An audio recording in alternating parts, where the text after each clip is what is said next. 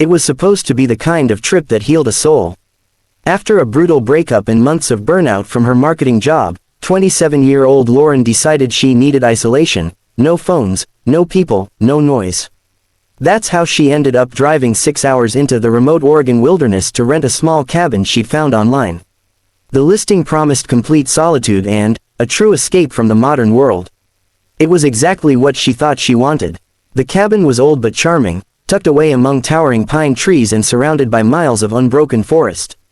The dirt road leading to it was barely wide enough for her car, winding deeper and deeper until her GPS gave up and her phone's signal disappeared entirely.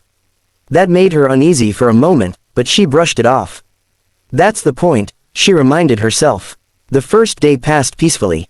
Lauren unpacked, lit a fire in the wood stove, and read a book by the window while watching the golden light fade between the trees. It felt almost cinematic, the way the wind rustled the branches, the way dusk settled quietly over the forest.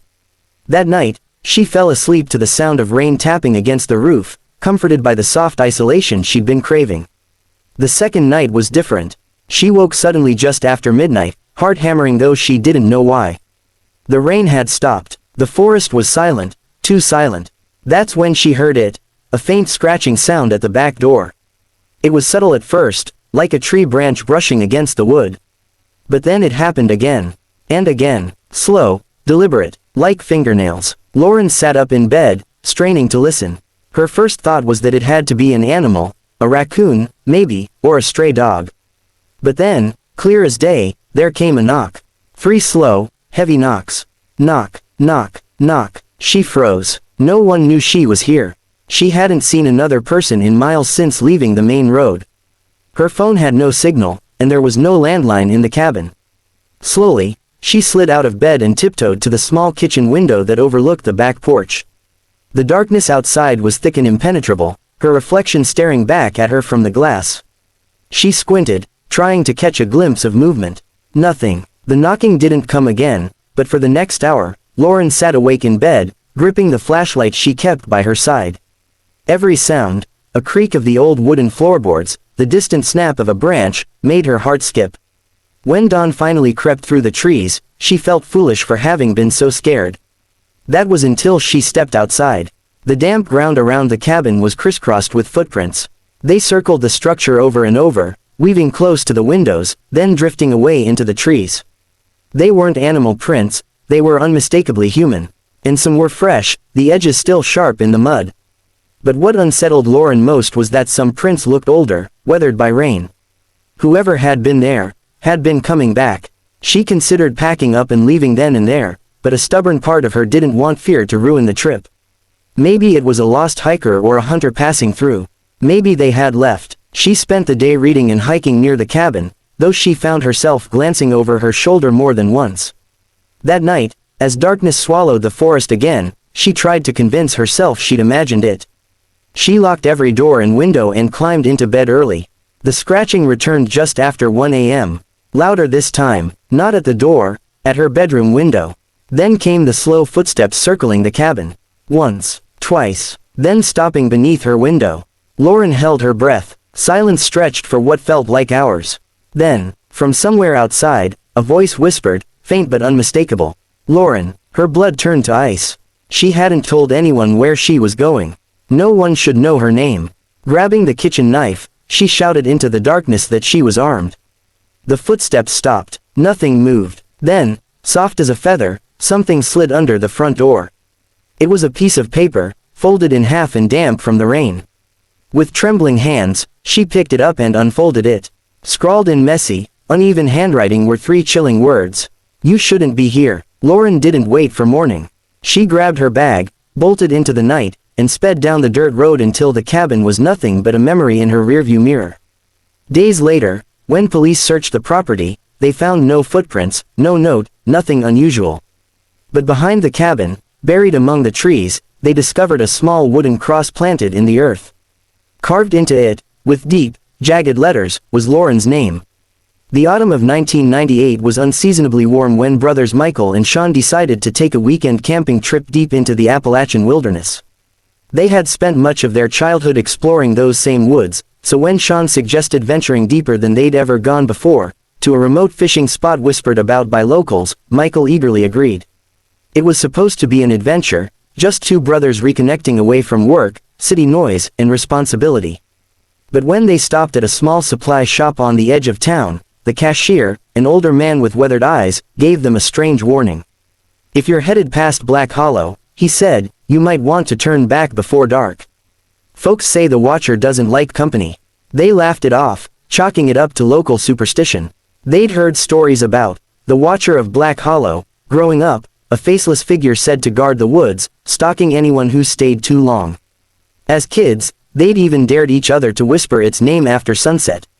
It was just folklore, or so they thought. The first day of their trip was perfect. They hiked through a carpet of red and gold leaves, found the hidden stream they'd heard about, and spent hours fishing beneath the dappled light of the forest canopy.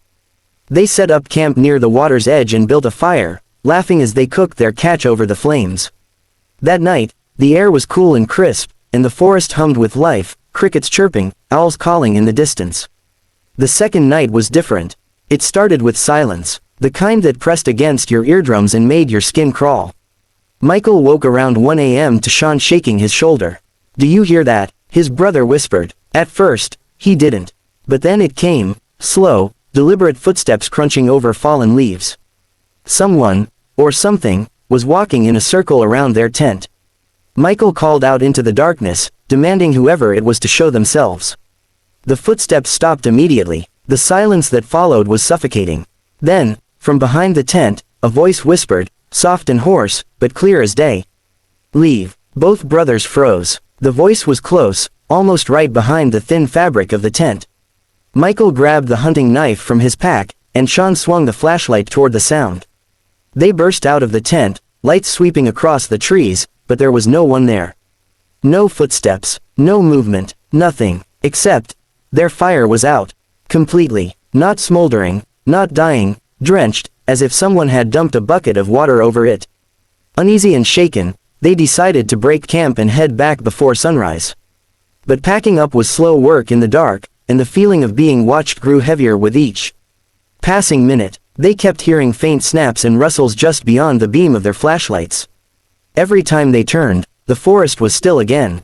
They started their hike back before dawn, sticking close to the trail they'd marked on the way in. But the deeper they walked into the woods, the stranger things became. At times, it felt like the forest itself was rearranging.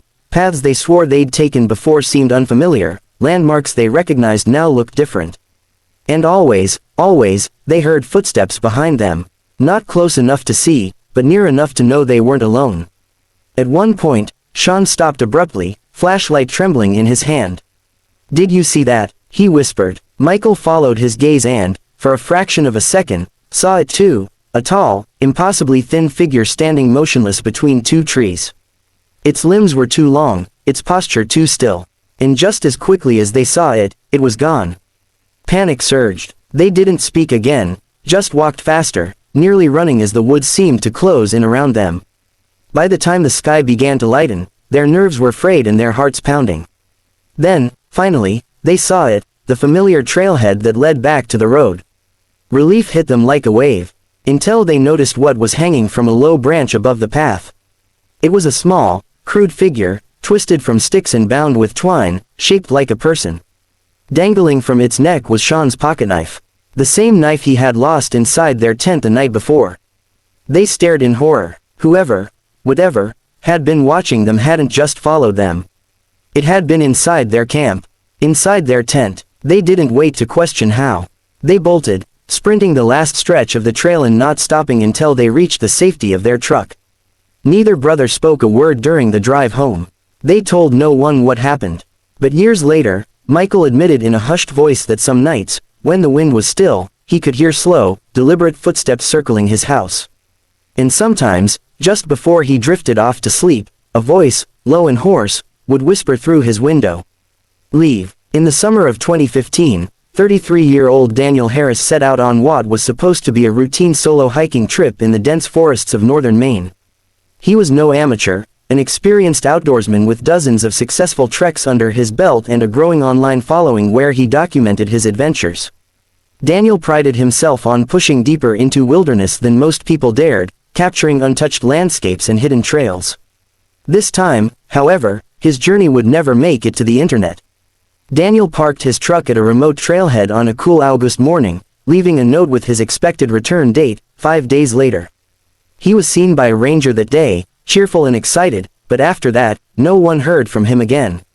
When he failed to return, a search party was launched. They scoured the forest for weeks, finding nothing but his campsite, tent still pitched, backpack leaning against a tree, and his camera equipment neatly set up on a tripod. There were no signs of a struggle, no blood, no broken branches suggesting a wild animal attack. It was as if Daniel had simply vanished into thin air. For months, the case remained cold. Then, a hunter stumbled upon a narrow cave hidden behind a curtain of vines nearly 5 miles from Daniel's campsite. Inside, authorities discovered a single item resting on a flat rock, Daniel's camera. The SD card was still inside. Investigators watched the footage in a small, dimly lit room, and what they saw disturbed them deeply.